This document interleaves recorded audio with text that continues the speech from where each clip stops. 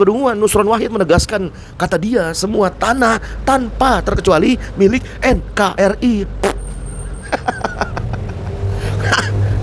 Kalau semua tanah tanpa terkecuali milik NKRI, harusnya si Nusron ini suruh pergi ke Papua sana.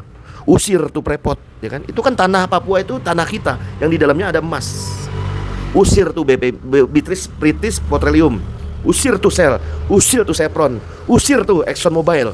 Usir tuh perusahaan-perusahaan nikel, perusahaan. Subscribe media-media Islam daripada kita subscribe media-media maksiat.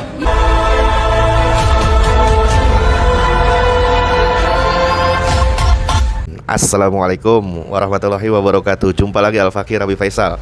Pada kesempatan hari ini Selasa 12 Agustus 2025. Bagaimana keadaan saudara? Semoga semuanya sehat, mulia barokah, amin. Allahumma amin. Masih panjang umur perubahan, panjang umur perjuangan. Nggak mau berubah, nggak mau berjuang. Apa kabar otak? Bukan panjang congor ya, bukan panjang congornya Nusron, apalagi panjang kedunguan, bukan. Dia keluar saudara sambil melotot-melotot matanya. Tanah ini mbahmu nggak bisa bikin tanah. Tanah ini milik negara semua. Melotot-melotot begitu. Yang herannya lagi, kok orang model kayak begini kok jadi menteri gitu? Di mana lah otak? Aduh, kacau. Kemampuan mana lah kemampuan? Cuman congor sama kedunguan. Aduh, kebijakan yang ngaco begitu. Aduh, congor dan kedunguan. Nusron Wahid menegaskan, kata dia, semua tanah tanpa terkecuali milik NKRI. Kalau semua tanah tanpa terkecuali milik NKRI, harusnya si Nusron ini suruh pergi ke Papua sana. Usir tuh prepot, ya kan? Itu kan tanah Papua, itu tanah kita yang di dalamnya ada emas. Usir tuh British Petroleum. Usir tuh Shell, usir tuh Chevron, usir tuh Exxon Mobil. Usir tuh perusahaan-perusahaan nikel, perusahaan-perusahaan asing, karena tanah ini adalah tanah NKRI. Aduh, giliran rakyat miskin, ini mah tanah negara. Gila, di tanah itu ada sumber daya alam. Ini mah.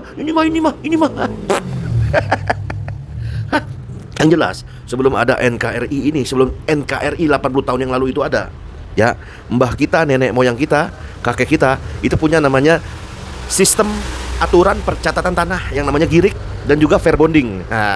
Fair bonding. Jadi katanya menteri ya kan, Menteri Agraria dan Tata Ruang Nusron Wahid bilang, ya kan, seluruh tanah Indonesia sejatinya merupakan milik negara, sementara rakyat hanya diberi hak menguasai dan mengelola. Lu kerasnya cuma sama ke rakyat doang lu. Kayak gini bukan apa sih namanya? Bukan preman atau bukan bajingan atau gimana? Aduh. Kerasnya sama rakyat doang lu, sama asing ya kan. Orang-orang yang hari ini berkedok investasi lu nggak keras lu. Rakyat doang lu kerasin. Dengan alasan menegaskan pemerintah kewenangan ngambil alih kalau terlantar PP nomor 20 tahun 2021. Pret. Malah pernyataan Nusron ini dibilang oleh salah satu akademisi UGM sebagai pernyataan yang diduga terpapar oleh komunis, karena menyesatkan, tidak proporsional. Memiliki tanah rakyat tetap memiliki hak yang dilindungi negara, termasuk hak milik, hak guna bangunan, dan hak pakai. Malah anggota Komisi 2 DPR Bang Kozin turut mengingatkan agar pemerintah berhati-hati mengkomunikasikan tata cara yang kasar kayak tadi. Gak boleh, ya. Nah, kontroversi ini tentulah menambah panjang perdebatan saudara soal tafsir kepemilikan tanah di Indonesia, yang notabene Indonesia milik NKRI, bukan. Indonesia milik Nusron, bukan. Indonesia milik Cukong, Naga, Taipan, bukan. Indonesia milik kapitalis, bukan. Indonesia milik komunis, bukan. Indonesia milik ormas tertentu, ormas tertua yang terbesar, bukan. Indonesia milik Allah, merdeka atas rahmat Allah. Maka sudah seharusnya mengisi kemerdekaan dengan aturan Allah, karena Indonesia adalah milik Allah. Kalau Nusron dan gerombolan yang gak mau diatur oleh hukum Allah, mendingan minggat dari Indonesia. Jangan tinggal di Indonesia. Cari planet lain lah, jangan tinggal di Indonesia. Cari planet lain yang tidak diatur oleh syariat Islam. Cari sono, tinggal di mana ke sono. Jangan tinggal di Indonesia.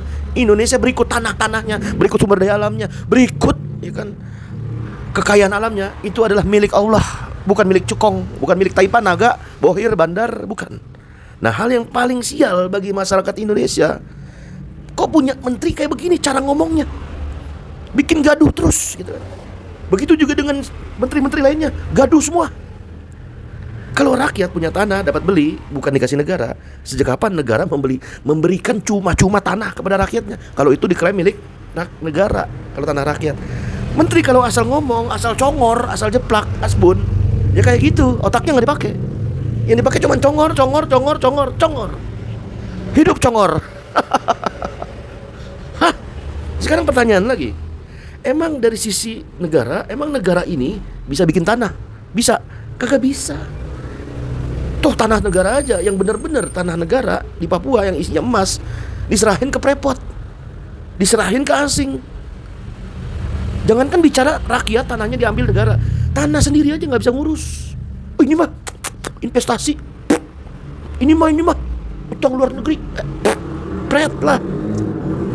Yang jelas Indonesia ini bukan milik pemerintah, Indonesia milik Allah. Kalau kategori Islam Kafah di dalam kitab Nizamul Iqtisadi, kitab sistem ekonomi Islam, Islam Kafah itu mengatur kepemilikan tanah dan haram negara merampasnya.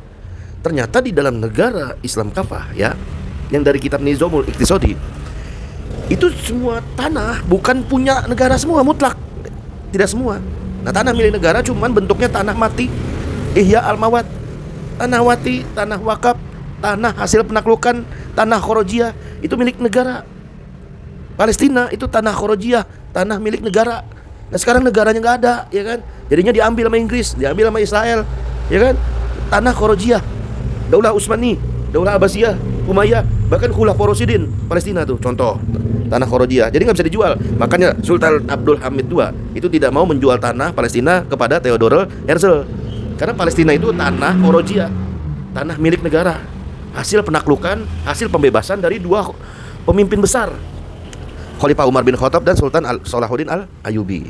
Kemudian ada tanah milik individu, ada jual beli. Di dalam sistem Islam Kafah ada tanah milik individu. Jadi nggak semuanya tanah milik negara. Ya, tanah milik individu ada warisan, hibah, jual beli, atau menghidupkan tanah mati. Pemilik tanah memiliki hak untuk memanfaatkan dan mengelola tanahnya, namun juga memiliki kewajiban menggarap tanah tersebut agar tidak terlantar. Nah, persoalan hak dan kewajiban, negara punya hak untuk mengelola tanah negara dan tanah yang terlantar, serta menarik yang namanya pajak khorojiyah dari tanah yang dimiliki oleh non-muslim. Pemilik tanah di dalam sistem Islam Kafah itu berkewajiban dan berhak memanfaatkan dan mengelola tanahnya, tapi juga memiliki kewajiban untuk menggarap tanah itu. Nah, negara wajib memberikan ganti rugi kepada pemilik tanah jika negara membutuhkan tanah tersebut untuk kepentingan milkiyah ammah, kepentingan umum. Dan penting dicatat, aturan soal pertanahan di dalam sistem Islam, ya kan? Emang ada sistem Islam pertanahan? Islam kan cuma ibadah doang, cuma masalah akhlak doang. Cuma ngurusin yayasan doang, cuma ngurusin pesantren doang. Cuman.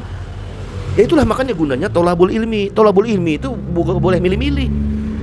Yuk, masalah akhlak tolabul ilmi, masalah adab tolabul ilmi, masalah politik tuh tolabul ilmi, sistem ekonomi Islam yuk tolabul ilmi. Karena Islam itu merupakan sebuah satu paket yang namanya dinul Islam, mengatur seluruh aspek kehidupan. Dinul Islam bukan sekedar milah, bukan sekedar tauhid, bukan sekedar ibadah, bukan urusannya hanya hablum minallah doang. Islam itu adalah din yang mengatur segala aspek kehidupan manusia, baik muslim ataupun non muslim. Nah, itulah Islam, din. Sangat dungu sekali kalau ada dai jadi-jadian mengatakan bahwa Islam hanya sebatas ibadah, keluarga, istri, anak-anak, tapi dia tidak mau belajar. Kan dungu kan? Tidak mau belajar tentang sistem ekonomi Islam, sistem ekonomi kapitalis tuh kayak gimana dalam Islam harusnya. Bagaimana sistem yang namanya pergaulan, sistem pendidikan dalam Islam. Kan amat dungu sekali, ya kan? Kalau ada seorang dai asatid, dia itu tidak mau belajar secara kafah, secara total soal agamanya sendiri. Dungu sekali tuh.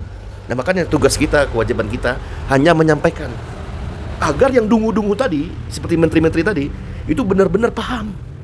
Dan asatid yang notabene mereka itu dai jadi-jadian atau gimana walau alam, yang hanya mempersempit makna Islam hanya ibadah. Semoga mereka semua dapat hidayah mabda untuk memperjuangkan pentingnya syariat Islam di dalam kehidupan, baik itu diri sendiri, baik itu masyarakat, maupun itu bernegara. Karena bernegara di dalam syariat Islam itu adalah sunnah Nabi dan sunnah para sahabat. Alaikum bisunnati was sunnati khulafaur rasyidin al-mahdiyyin. Sunnah yang dikuburkan dan dikaburkan. Nah, begitu saudara. Semoga kita semua tetap istiqomah di barisan habaib dan ulama lurus yang sama-sama memperjuangkan Islam kafah. Salam revolusi akhlak. Izin pamit. Wassalamualaikum warahmatullahi wabarakatuh.